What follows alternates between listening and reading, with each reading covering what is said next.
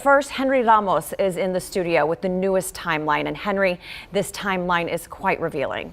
Very much so, Isis, and it all comes from the head of DPS, Colonel Steve McCraw, who outlined the terror that unfolded inside Robb Elementary. Important to note here, in these 4 weeks since the massacre, this timeline has changed several times. But DPS says this latest version is from video and audio recordings, adding it is not subject to interpretation. On May 24th, the time 11:29:20, a teacher calls 911 and reports a man with a gun. Nearly 4 minutes later, at 11:33, the suspect enters the school through this west door right here. The next few seconds, he starts shooting into classrooms 111 and 112 from the hallway. It is at 11:33:32. The suspect enters and exits and re-enters room 111, 112. He fired off more than 100 rounds in just a few minutes. It takes just 3 minutes for 11 officers, including Chief Pete Arredondo, to get into the school. 2 of them had rifles.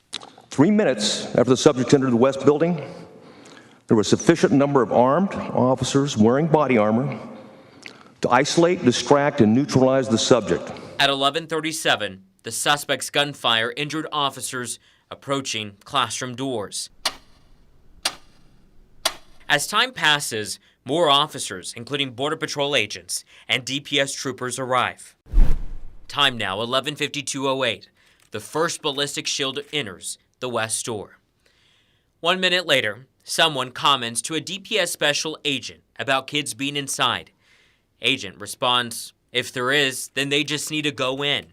At 11:56:49, someone says whoever's in charge will determine that. It is now past noon. At 12:03:50, a 911 call from a student inside the classroom begins. Seconds later, 2 more shields are brought into the school. At 12:11, Chief Arredondo requested a master key, and at 12:20:46, a 4th ballistic shield arrives.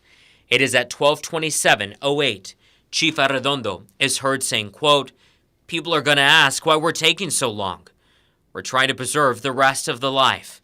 For several minutes, the chief's focus was on the door and finding keys to get in. He waited for a key that was never needed. The head of DPS says the classroom door was likely unlocked. How about trying the door and see if it's unlocked? And of course, no one had. There is no evidence police even tried to open the door until they finally breached the classroom and took down the shooter at 12:50:03.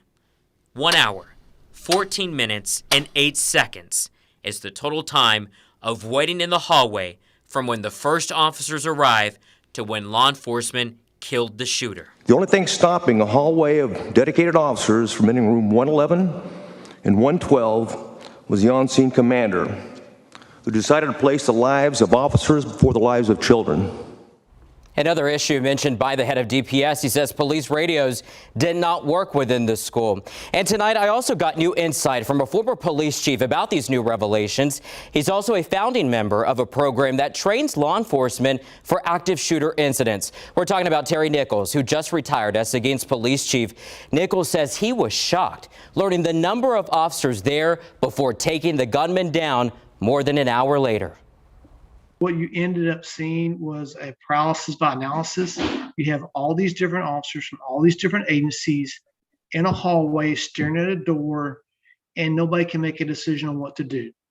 And I think ultimately that's where our massive failure comes down to. Okay, fine. You don't feel comfortable in the first 3 minutes? 5, 7 minutes. There's so many options they had. They could have solved this problem and saved lives. The former police chief says the training's there. There are systems in place on how to respond to active shootings. In his opinion, Nichols says the law enforcement response at Robb Elementary lowers the public's confidence and overshadows the good they do while wearing the badge. Isis. Thank you, Henry.